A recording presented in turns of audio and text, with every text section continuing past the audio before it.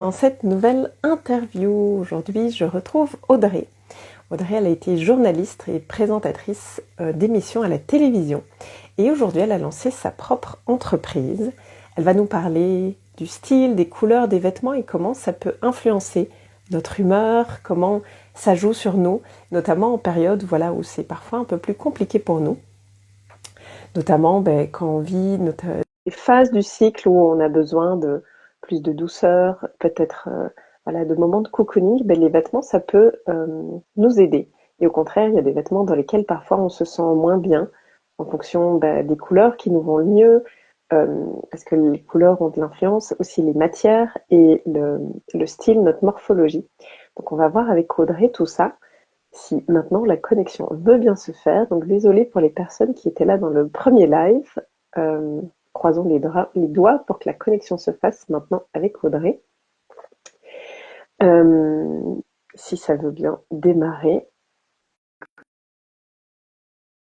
Devoir meubler, on prend l'habitude justement par rapport à la présentation. Est-ce que tu veux ajouter quelque chose?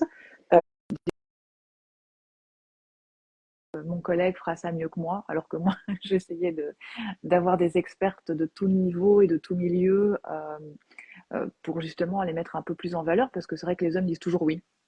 Je n'ai pas connu d'hommes qui me disaient non, sauf ceux qui ne nous aimaient pas trop. Mais sinon, c'est vrai qu'on avait beaucoup plus de non chez les femmes que chez les hommes, souvent pour des raisons personnelles, parce qu'on est celle qui s'occupe des enfants, de la maison, et puis aussi je pense que c'est euh, un peu historique, hein. On se met en retrait, on ne se montre pas trop. On nous a appris à parfois être des...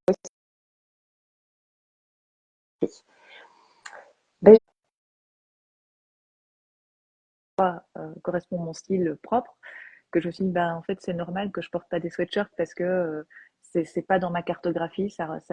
Voilà, alors c'est très confort et oui, je peux les mettre pour aller au sport, mais du coup, voilà, ça fait partie de ces choses qui n'ont pas lieu d'être et pour lesquelles j'ai dépensé de l'argent finalement un peu pour rien, même s'ils sont très beaux. C'est vrai que c'est pas la chose que je mets. Et en fait, c'est quand on connaît son style, quand on arrive à décrypter le style, c'est vraiment ce qui correspond le plus à notre identité. Et donc, oui, quand on arrive à décrypter ça et à bien comprendre, on fait plus trop ces erreurs d'achat. Du coup, on encombre un peu moins sa garde-robe et donc on encombre aussi un peu moins son état d'esprit parce que c'est toujours un peu délicat hein, d'avoir des choses dans sa garde-robe euh, qu'on porte pas parce qu'on comprend pas. On ne sait pas trop, on se dit c'est bizarre. En plus, il y a parfois un peu de culpabilité d'avoir acheté, euh, d'avoir dépensé de l'argent et de se dire ben ouais, c'est là et même si je le revends, ben, je ne revendrai pas au prix où je l'ai acheté. Donc oui, c'est important euh, voilà, c'est vraiment de bien se connaître et de bien connaître sa garde-robe aussi parce qu'il y a, je pense, tu me diras si je me trompe, mais peut-être que ça t'arrive aussi, le côté où on achète toujours la même chose. On va racheter des pièces qu'on a déjà, 10 chemises blanches parce qu'on a une chemise blanche ou elles sont un peu différentes, hein, tu vois, et qu'on a vraiment besoin de 10 chemises blanches, voilà. oui, et ce qui me venait en t'écoutant, quand tu parles d'identité, souvent aussi ce qui arrive, c'est on achète des vêtements parce qu'à un moment on a une certaine identité, puis on vit des épreuves, notamment le burn-out, et souvent un burn-out, je vais dire si on l'a traversé de manière qu'on a été au bout du burn-out, je vais dire ça comme ça, parce qu'il y a des gens qui vivent plusieurs burn-out parce qu'ils n'ont pas été au Bien bout, je sûr. dirais.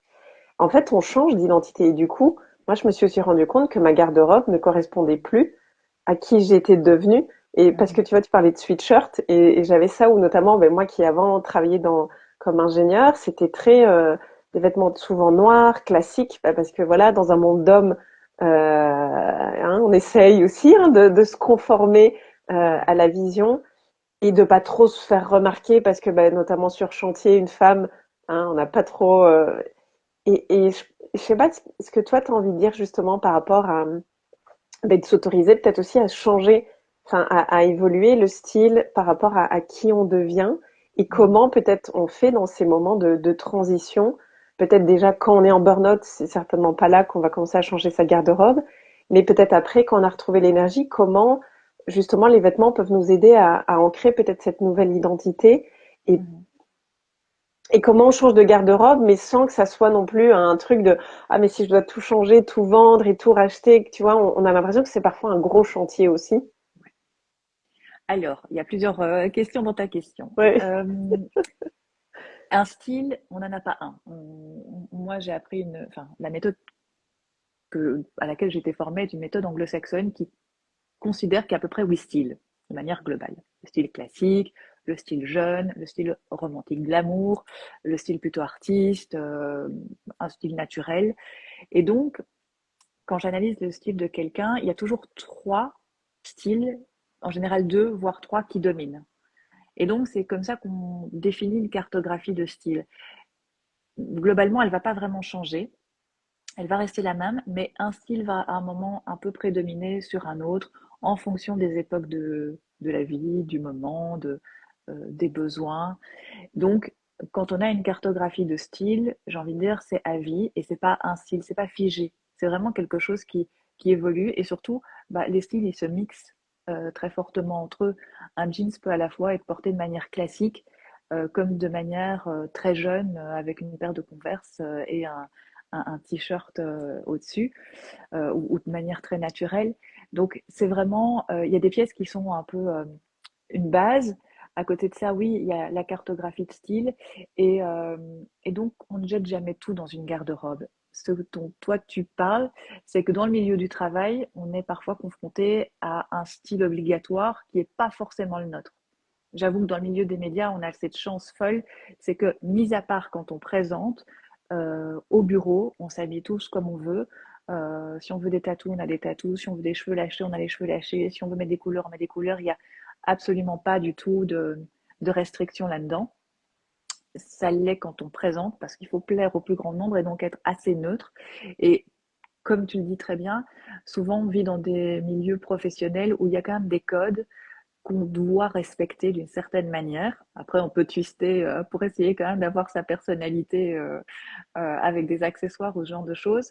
Mais cette garde-robe-là, effectivement, comme toi, qui pouvait être peut-être un peu stricte et qui ne te correspond pas, en fait, bah oui, celle-là, euh, elle va être à un moment à évacuer en douceur, j'ai envie de dire, mais oui, elle va être à évacuer pour se retrouver soi et surtout passer à cette nouvelle phase de nous. Parce que c'est ça, quand on change de métier, on passe à une nouvelle phase de nous. Et ce qui me venait aussi, alors tu vas me dire hein, si toi tu l'as remarqué et si c'est parce que justement on se connaît pas. J'ai l'impression qu'il y a quand même beaucoup de gens. Alors chez les hommes, je dirais peut-être moins parce qu'eux, ils vont peut-être moins oser les couleurs, mais chez beaucoup de femmes où, tu vois, quand on est jeune, on va être beaucoup, les femmes souvent, elles ont tendance à être beaucoup en noir, Mhm. jusqu'à peut-être une vingtaine d'années, et puis vers peut-être 30, 40 ans, c'est comme si on osait enfin les couleurs. Mhm. Et j'étais en train de me dire, tiens, est-ce que c'est parce qu'on change? Est-ce que c'est parce que avant on n'ose pas prendre sa place et donc le noir fait qu'on se cache? Est-ce que c'est l'influence de la société qui, enfin, je sais pas si toi tu as remarqué ça et si tu as, je veux dire, une explication ou tu vois dans les échanges, parce qu'on se connaît peut-être pas aussi. Mhm. Alors, je pense qu'il y a eu une période où le noir a été très très fort mis en valeur dans les médias et dans les magasins. On trouvait énormément de noir, qui d'ailleurs n'est pas une couleur qui va à tout le monde. Donc non, le noir, c'est pas une valeur sûre. Et en plus, c'est une couleur qui absorbe l'énergie. C'est quelque chose qu'il faut en être conscient. On a souvent beaucoup de noir dans nos garde-robes, mais au moment où on va pas bien, porter du noir va encore plus absorber notre énergie pour le petit peu qui nous reste. Donc, si on a l'occasion, évitons le noir. Et c'est vrai qu'on est dans un monde où globalement, on a perdu de la couleur. Il y a des études qui ont été faites assez récemment d'ailleurs, que ce soit sur les objets de décoration, les voitures.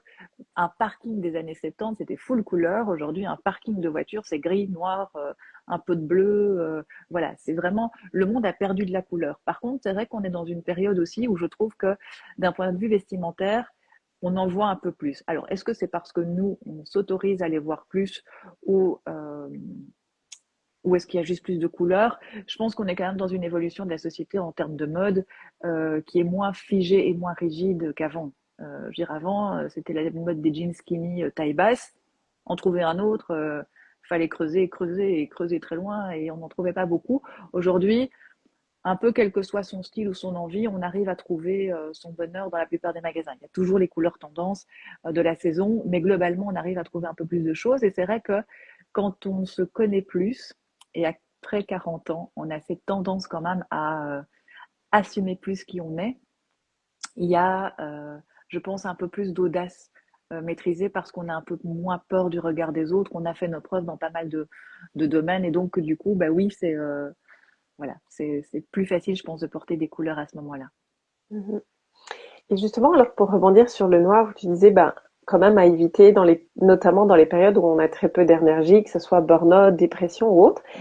Est-ce qu'il y a des couleurs à l'inverse qui justement ben, peuvent soutenir et peut-être apporter de l'énergie ou dans lesquelles justement quand on vit ces genres de périodes, on peut, tu vois, ces couleurs pourraient aider à Mhm. peut-être, tu vois, donner un coup de boost.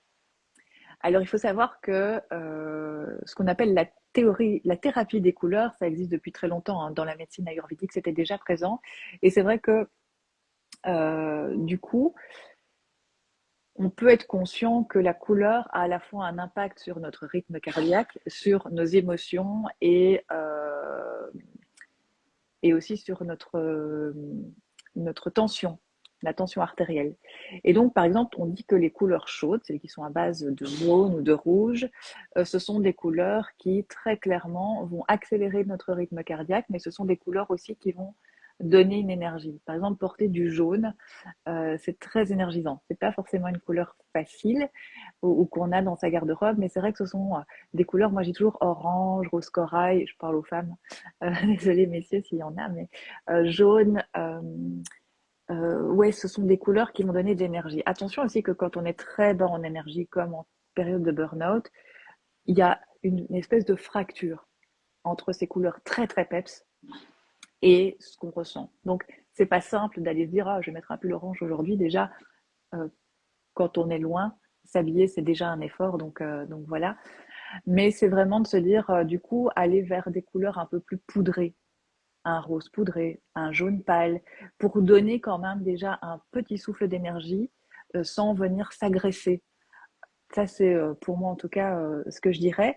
Et puis il y a des couleurs qui sont très douces aussi, comme le bleu, le vert un peu inversé ladon. C'est des couleurs qui sont à la fois douces et qui en même temps apaisent très fort le système nerveux. Donc ça, c'est des couleurs que je privilégierais en période de difficulté. Mais au-delà de ça, euh, quand on est en burn-out, en dépression, c'est vraiment de ne pas se mettre de pression, mais de se mettre soi au cœur de ses besoins. Donc, si, voilà, si vous avez un magnifique pull tout doux, peut-être pas maintenant, mais je veux dire, ou quelque chose qui est doux, qui est agréable au toucher, qui vous fait vous sentir bien, s'il est noir, c'est OK.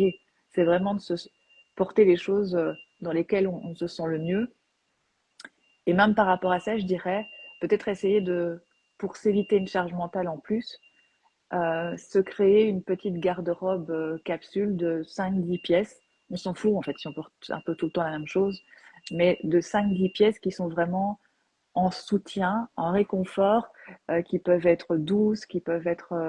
je crois que la douceur est quand même... Enfin, moi personnellement, c'est quelque chose auquel j'ai attaché beaucoup d'importance, qui soit très confortable, mais, c'est mon seul mais, euh, qui soit en bon état.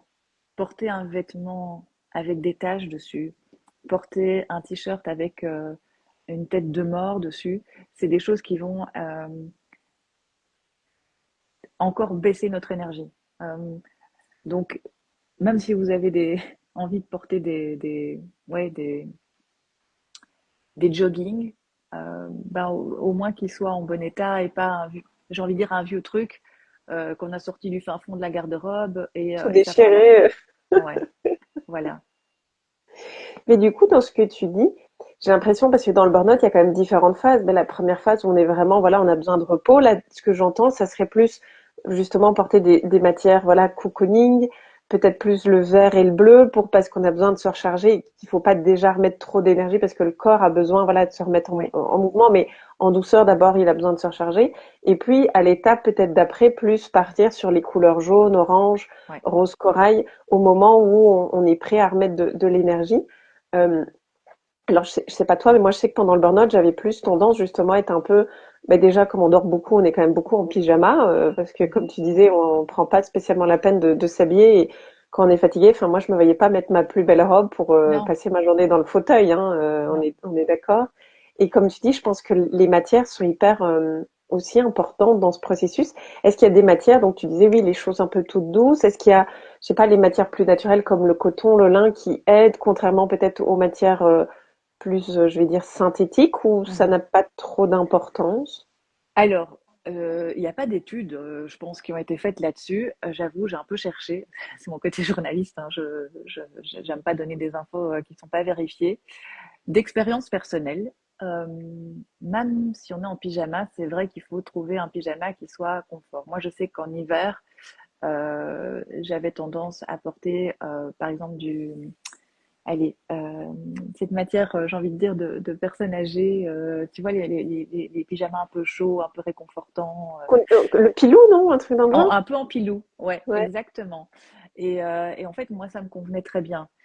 Mais par contre, j'ai fini par en acheter en fait deux, dans lesquels je me sentais hyper bien, pas serrées et que je trouvais jolies. C'était important pour moi d'avoir ce côté où c'était joli. Peut-être parce que je le savais, et aussi j'ai pas été dans un burn-out où, enfin, ça a duré une semaine, mais après je me suis forcée en fait à retourner travailler, donc moi j'ai bossé à mi-temps tout le temps. Et donc, j'ai pas eu de moment où j'étais complètement off. Donc, désolée s'il y a un peu de bruit, hein, c'est dans la rue. Je suis désolée pour du coup votre live. Mais c'est vrai que le côté avoir des matières qui sont, oui, qui sont agréables. Moi, ce que j'ai découvert et que j'ai trouvé, c'est par exemple le cachemire. Des pantalons en cachemire plutôt que des pantalons de survêt. Moi, ça m'arrangeait parce que c'était plus moi. Et en même temps, c'est tellement doux et confortable que voilà, c'est plus facile. Ah voilà, Magali me dit c'est de la flanelle, le Ouais, pilou que dont je j'allais te parlais. le dire après que j'avais vu Stadel, Mais ouais. oui, non, je dirais qu'en termes de matière, chacun fait comme il veut. Le but est vraiment de ne pas se mettre de pression, mais de se sentir bien et confort. Voilà, moi ce serait vraiment, voilà, il ne faut pas en plus se rajouter un, allez, une charge en plus. C'est vraiment l'essentiel. Mhm. Mais c'était intéressant aussi ce que tu disais par rapport à la garde-robe de, tu vois, peut-être avoir quelques vêtements, parce que comme tu dis, parfois, surtout quand on a des grandes garde-robes, enfin les femmes, elles ont quand même tendance à dire j'ai rien à mettre. Et puis on est devant la garde-robe, on met toujours la même chose parce qu'on se sent bien et puis on ne sait pas trop. Et c'est vrai que ça peut être peut-être, comme tu dis, une astuce de dire, bon, en fait là, pendant cette période, voilà mes 5, 10 pièces où je sais que je suis bien dedans. Du moment que Ouais. je les lave, comme tu disais, pour voilà, et je dois pas me casser la tête à réfléchir à ce que je vais Mhm. mettre quand peut-être je dois aller conduire les enfants, aller faire des courses. Ouais. C'est vrai que c'est assez simple, mais ça peut aussi être hyper hyper utile. Oui, après, comme, voilà, comme tu le dis, en fonction de la période dans laquelle on est dans le burn-out, il faut adapter et pas, comme je dis, c'est surtout de pas se mettre une charge en plus.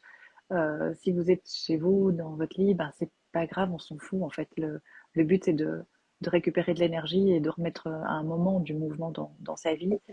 Il revient, ce mouvement, ça c'est déjà la bonne nouvelle, mais c'est vrai que en ayant une espèce de oui garde-robe capsule, ça permet quand même d'éviter de se, comme tu dis, de se creuser la tête. Et forcément, tu vas pas mettre une robe un peu trop sophistiquée ou quelque chose dans lequel tu n'es pas très bien.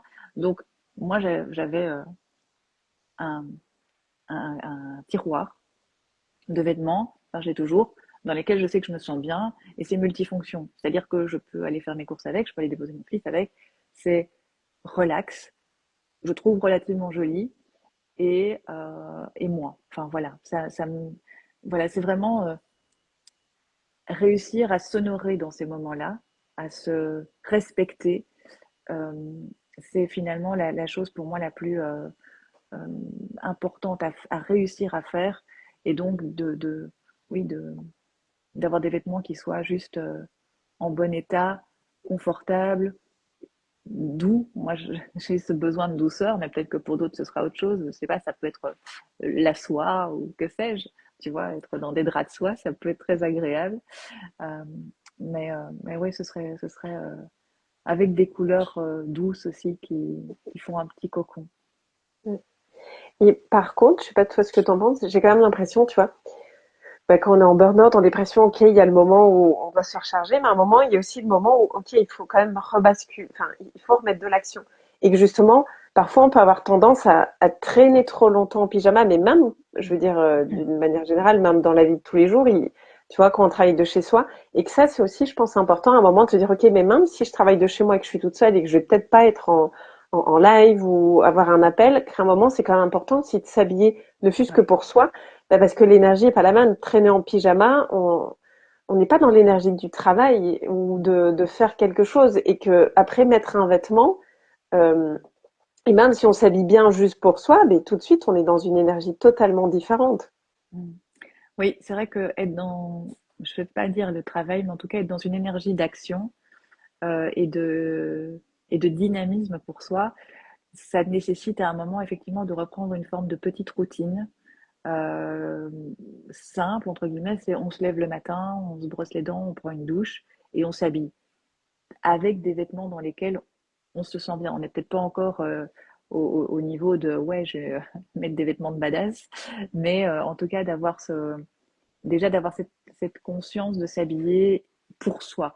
Parce qu'en fait, c'est un truc qui est venu il y a très peu de temps, ça fait qu'une vingtaine d'années, je crois qu'on maîtrise ça, c'est qu'on a toujours dit le vêtement a un impact sur l'autre. Donc l'autre, quand il nous voit, il va avoir une réaction. Mais en fait, le vêtement a un impact sur nous et sur notre propre morale et sur notre propre manière de nous envisager. Donc avoir cette possibilité de se dire, je vais m'habiller pour moi me sentir bien, pour me valoriser, c'est déjà un super pas en avant vers une action plus positive de soi, quoi. Mhm. Et ce qui me venait, alors là, on va peut-être sortir un peu du burn-out, mais je me dis que ça peut être intéressant pour les femmes qui nous écoutent. Ben, nous, les femmes, on a le cycle, et souvent dans le cycle, il y a des périodes où on se sent hyper bien, hyper féminine.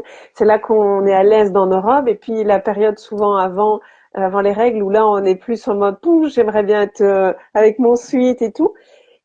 Les vêtements peuvent aussi, justement, je pense, nous aider à traverser un peu ces périodes, ces cycles.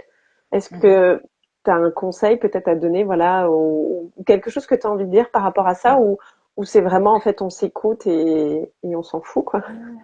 Alors, je pense que s'écouter et s'en foutre, c'est quand même un des meilleurs conseils qu'on peut donner aux femmes de manière assez globale. Mais par rapport au cycle, très clairement, tu sais que moi, j'ai des jeans de deux tailles différentes. Parce que je les aime et que je sais qu'à un moment, bah, je rentre dans une taille et que, en fonction de mon cycle, je vais avoir besoin d'une taille au-dessus. Et j'ai pas envie de faire l'impasse sur ce jeans. Donc, du coup, je les ai achetés en deux tailles. Donc ça peut être voilà, un petit bonus. Et puis aussi, euh, j'avoue, j'ai des robes que j'adore et qui sont des robes en fait qui me permettent juste d'être hyper à l'aise dans les périodes plus compliquées de mon cycle, mais que je trouve canon et où je me trouve canon dedans. Et donc du coup, ça soutient finalement ces périodes où on est un peu basse énergie, voire chat agressif. Parce que parfois, c'est quand même. Il manquerait plus que quelqu'un nous dise ah ben, t'as l'air un peu serré dans ton jeans. Je pense que là, euh, pour certaines d'entre nous, ce serait Ou, dur de garder notre ou le calme. pire, c'est, ah, et c'est pour quand? Oui, celui-là, il est magnifique. On l'a fait. Euh, Surtout quand on est en télévision, ça peut avoir un impact assez important. Mais ouais, non, c'est vraiment effectivement et c'est pour ça que je dis quand on a une cartographie de style, finalement, c'est aussi à ce moment-là que les choses changent un peu dans nos cycles en fonction de là où on en est. On va mettre quelque chose, comme tu disais, peut-être de plus féminin où on se sent très bien dedans, mais qui est peut-être plus près du corps à certaines périodes. Après, à d'autres moments, on va avoir besoin de quelque chose d'un peu plus loose, mais en même temps, on veut garder sa féminité, on veut garder sa personnalité. Et oui, c'est un art, mais c'est super gai voilà, quand on a une garde-robe qui est adaptée, peu importe sa taille, on ne se dit plus j'ai rien à me mettre pour cette période-là ou là en ce moment, quoi. Et ça, c'est gai. Quand j'arrive à voir ça enfin, chez mes clientes, c'est un gai, enfin, pour elles, c'est très, très gai. Mhm. Et c'est Et là, ça du que, coup, voilà. il me vient une question. Tu vois, notamment, mais par rapport au cycle, est-ce que ça serait intéressant, tu vois, pour une femme de se dire, tu vois, comme si, entre guillemets, aller faire du shopping au moment où on est dans le pic de notre énergie et prévoir peut-être un moment shopping justement dans cette phase où on est moins, on se sent moins bien. Est-ce que c'est des choses qui peuvent être utiles ou en fait pas du tout et tu vois, il y aurait une période plus propice où en fait ça n'a rien à voir. Mais tu vois, parce que je me disais parfois, on a peut-être tendance à acheter des vêtements pour la période justement, on se sent badass et tout, mais qui correspondront peut-être pas à la période où on a besoin d'un peu de cocooning. Et voilà, me venait la question. Donc, je ne sais pas si c'est quelque chose. Alors, je t'avoue que quand je fais un accompagnement shopping, je demande toujours à ma cliente, en général à ce moment-là, on a quand même un certain niveau d'intimité, où elle en est dans son cycle. Parce que je sais d'expérience que quand on a nos règles juste avant, on n'est pas d'humeur en fait. Donc faire du shopping à ce moment-là, ça va renforcer les frustrations pour peu qu'on ait à un moment pris du poids ou perdu du poids. Parce que voilà, c'est aussi, on parle toujours de la prise de poids, mais la perte de poids peut être dérangeante, entre guillemets, ou un problème. On ne va pas se sentir bien. Et donc, rien n'ira. Donc, faire du shopping quand rien ne va, en fait, ça C'est ça, renforce ouais. juste un sentiment d'impuissance, ça renforce aussi la confiance ou l'estime, plutôt l'estime qu'on a de soi. Et donc, j'évite en fait de faire moi du shopping dans ces périodes-là. Mais par contre, oui, comme je dis, parfois je me suis déjà dit, c'est un conseil que je donne, c'est si vous aimez vraiment un vêtement et que vous savez qu'en période de règles, voilà, on gonfle quoi. Je suis désolée, moi, comme tu dis, il est pour quand quoi. Et ben, c'est de se dire à ce moment-là, j'en sais rien, je rachète ou je recommande le même une taille ou deux au-dessus. Je vois parce que heureusement aujourd'hui on peut quand même fort renvoyer ou si on est sûr en fait du modèle, c'est de se dire à ce moment-là, j'en prends un pantalon, une jupe, peu importe, euh, d'une taille au-dessus.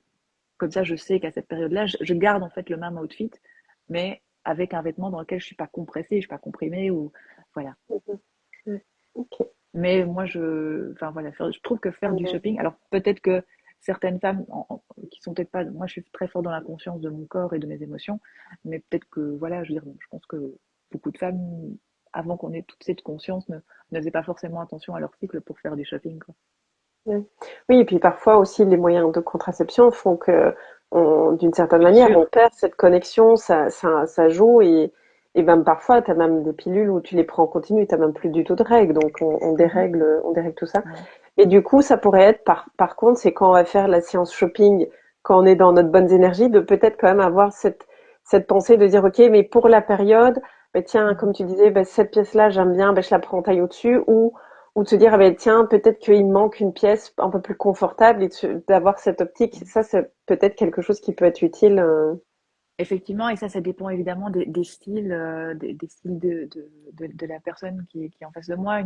Une femme qui aime bien l'oversize de manière globale, tu vois, elle va avoir moins de problèmes à s'habiller en période de règles parce qu'elle va avoir dans sa garde-robe d'office des tas de pièces qui vont. Et même de manière globale, on ne change pas de personnalité quand on a nos règles. On a juste besoin de plus de confort pour se sentir bien, mais on va pas changer de personnalité stylistique.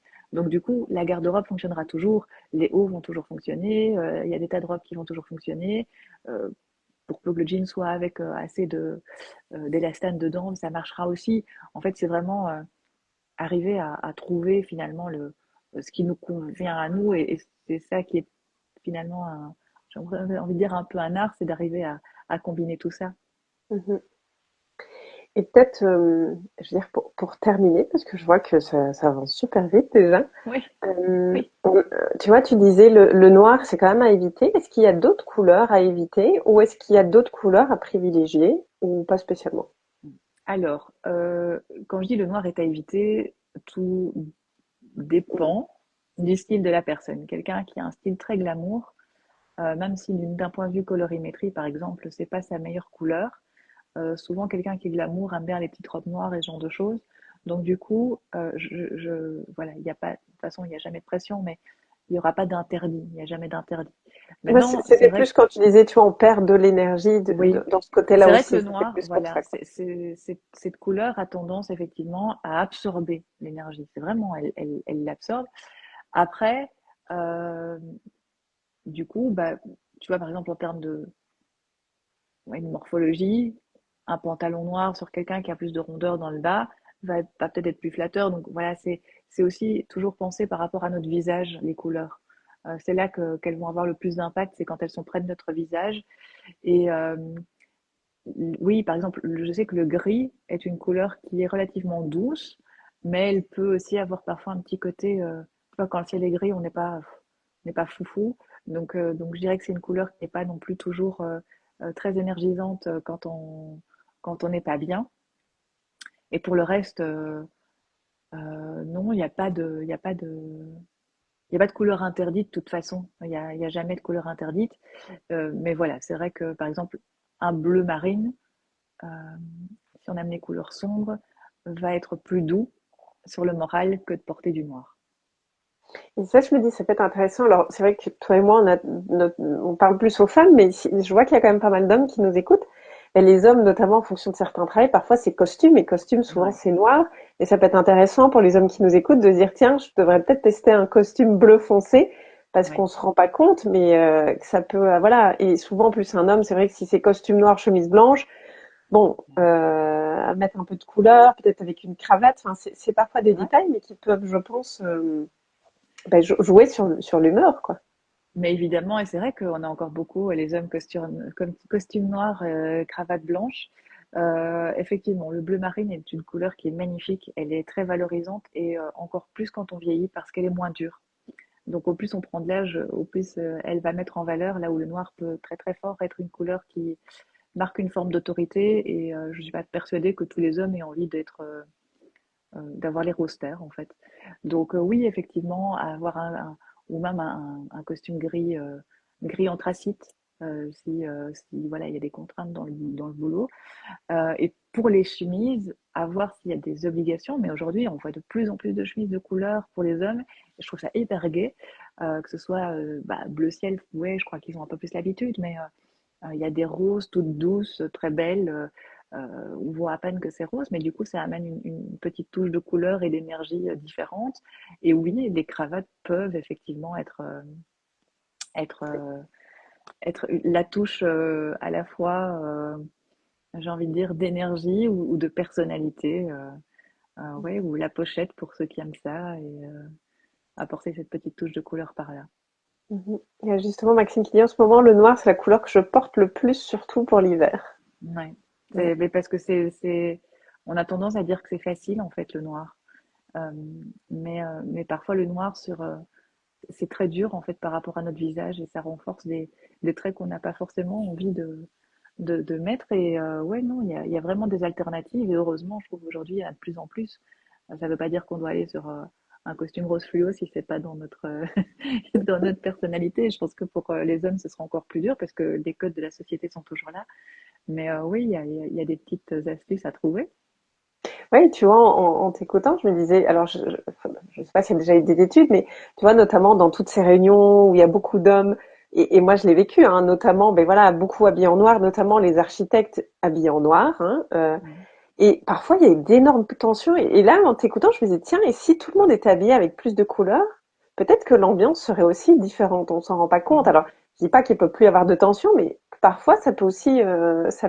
Du Clairement. coup, j'étais dans ma réflexion en t'écoutant de dire, tiens, ici, si tu vois, voilà, ben, les hommes qui nous écoutent se disaient, tiens, je vais peut-être plus mettre comme tu disais, du bleu marine, un peu d'autres couleurs. Est-ce que je vois des changements dans l'ambiance, dans les réunions et tout? Ça pourrait être intéressant à tester. Je pense que ce serait intéressant à tester. C'est difficile effectivement peut-être à mettre en pratique, mais ce serait hyper intéressant. Et c'est vrai que si tu avais tout le monde par exemple habillé en rouge dans une réunion, en fait, ça ferait tellement augmenter le rythme cardiaque que finalement, tu aurais une réunion tellement dynamique que tu sortirais, t'es vidé de ton aile, tu vois.